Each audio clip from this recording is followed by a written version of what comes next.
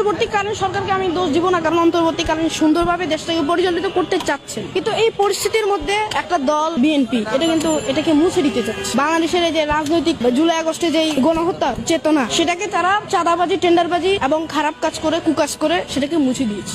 রাজনৈতিক পরিবেশে 1971 সন থেকে এই পর্যন্ত যদি কোনো হিসাব করা হয়, ইসলামিক দলগুলো ব্যতীত বাংলাদেশে কোনো দলই সুন্দরভাবে তাদের রাজনৈতিক পরিবেশটাকে গড়ে তুলতে পারে, একমাত্র ইসলামিক দল ছাড়া। এর মধ্যে জামাত ইসলামী আছে, চরমনাই আছে, যদিও ভুল ত্রুটি ছিল চরমনাই, তারা আওয়ামী লীগের সাথে হাত ছিল তাদের, তবুও তাদেরকেই বলা যায়। 5 আগস্টের আগে যেমন আওয়ামী লীগেরা ছাত্রদের হত্যা করেছে, পুলিশ বাহিনী দিয়ে, প্রশাসন দিয়ে বাংলাদেশের মধ্যে ফ্যাসিস্ট যে কারিকুলাম সেগুলো চালু করেছিল। তো 5 আগস্টের পরে অন্তর্বর্তীকালীন সরকার যখন গঠিত হয়, তখন কিন্তু অন্তর্বর্তীকালীন সরকার যেভাবে দেশটা পরিচালিত করছে এটা খুব ভালো, কিন্তু একদল সেই বাংলাদেশটাকে নিভিয়ে দিতে চেয়েছে। এখানে চাঁদাবাজি, টেন্ডারবাজি, ধর্ষণ ইত্যাদি করে বাংলাদেশের 2024 সনে যে জুলাই আগস্টে যে গণঅভ্যুত্থানটা হয়েছে সেটার